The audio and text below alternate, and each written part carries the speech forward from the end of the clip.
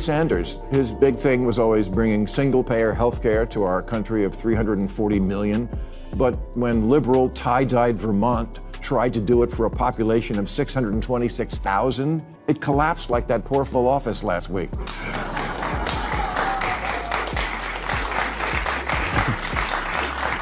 Bernie, AOC, Mandani are not Democrats. They'll be the first to tell you that. They're democratic socialists, and that's a very different thing, and I don't think people know that. Bill Maher just tore into AOC and the far left for diving headfirst into socialism, and the backlash was intense.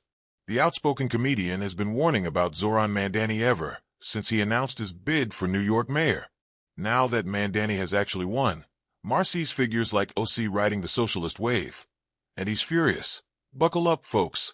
This showdown is about to explode like never before. I say to the skeptics, though, in the party who want to keep him at arm's distance, some who have some problems with him, even some fellow New Yorkers in the swing districts outside the city. Get to know him. Get to know him. You know, this is not about having any kind of hard line. I think that if anybody is skeptical, I would say get to know him. And once you get into a room with him, kick the tires yourself and make your own assessment instead of just kind of making assessments from what you may see on television. If you have the ability to meet someone in person, you should meet him before you judge. What do you say to skeptics within the party?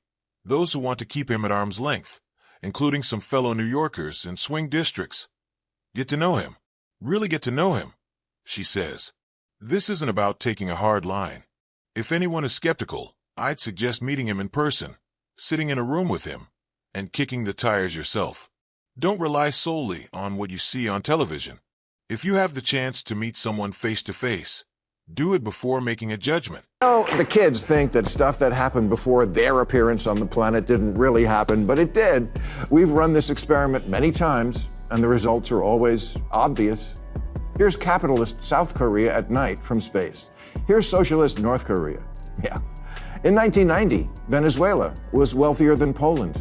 But then Poland, finally free of Soviet-style economics, went all in on capitalism. And now their economy is as big as Japan. And people there have high wages, low inflation, cars, vacations, homes. Meanwhile, Venezuela traded capitalism for Hugo Chavez's Socialism for the 21st Century, which turned out to be like socialism in the last century, or any century, a mess.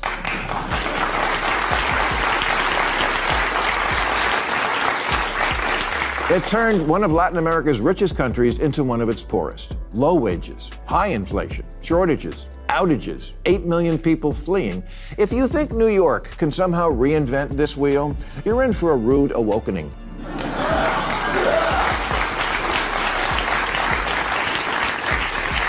Zohran can't make your wishes come true. You're thinking of Zoltar.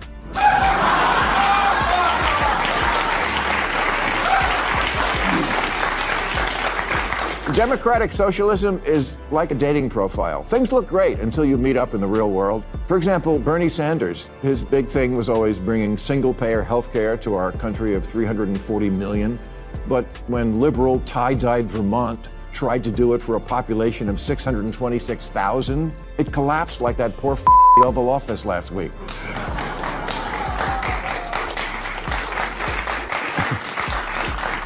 Bernie, AOC, Mandani are not Democrats. They'll be the first to tell you that. They're democratic socialists, and that's a very different thing, and I don't think people know that. So that's AOC firing back at critics like Maher, who argue that Mandani and his hard-left policies won't just destabilize New York. They could jeopardize the DNC's entire 2028 campaign. Maher and others warn that embracing a proudly socialist figure is political roulette, one that alienates moderates and hands opponents easy ammunition. But AOC insists that everyone should get to know Mandani before passing judgment. The irony: she rarely offered that same courtesy to Donald Trump or any conservative candidate. Her sudden call for open-mindedness feels less like genuine fairness and more like selective empathy.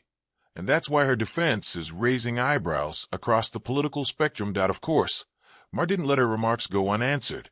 This election is taking place when we have an administration in Washington which every day is moving us toward an authoritarian society. This is America, New York City. Don't let them tell you any different. Don't let them tell you that we are the exception. We are the rule. We set the bar for America. I'm talking to you, Donald Trump. Let our tonight that Andrew Cuomo can hear them in his $8,000 a month apartment.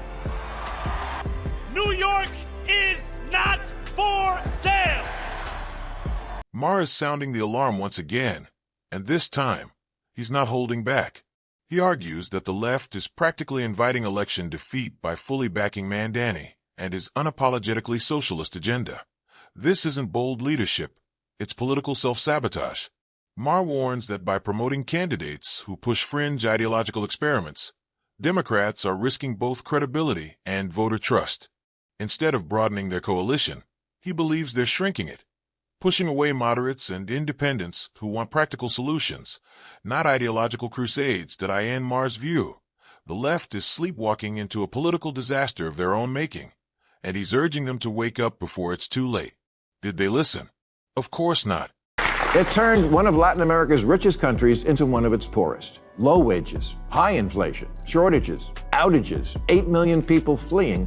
If you think New York can somehow reinvent this wheel, you're in for a rude awakening. It's fascinating how figures like Bernie Sanders insist America can thrive under socialist policies, even though they've personally reaped enormous benefits from capitalism. Their careers, book deals, speaking fees, and public influence were all built on the very system they now claim is irreparably broken. Deep down, most of them know neither they nor their enterprises would survive under the socialism they champion. Yet they push the same agenda as if the rules somehow wouldn't apply to them. That's the irony. Preaching radical redistribution while comfortably insulated by the wealth, freedom, and opportunities that only capitalism could provide. A pursuit of ideological purity from the safety of a very cushy perch. And can't make your wishes come true. You're thinking of Zoltar.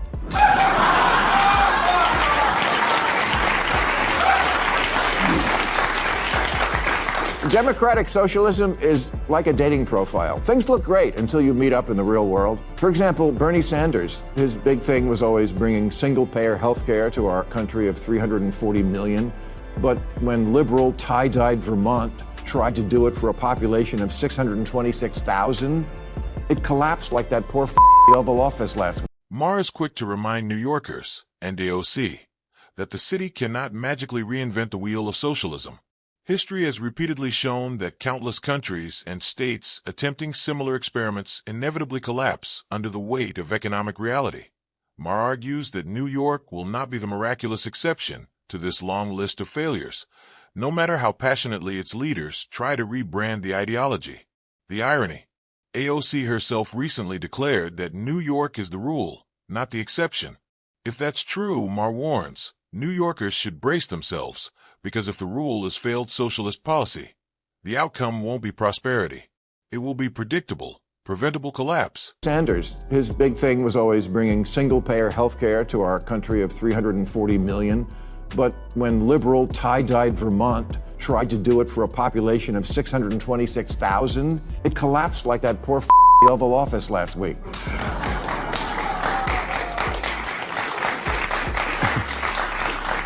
Bernie, AOC, Mandani are not Democrats. They'll be the first to tell you that. They're democratic socialists, and that's a very different thing, and I don't think people know that. Maher then turned his attention to Bernie Sanders, highlighting a socialist policy the senator proudly introduced in Vermont, one that completely unraveled once put into practice.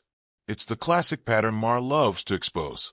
Ideas that sound flawless on paper, almost poetic in theory, inevitably crack under real-world conditions. That's when the costs pile up, the cracks widen, and idealism collides with harsh economic reality. Maher emphasized that Sanders' experiment didn't just fall short.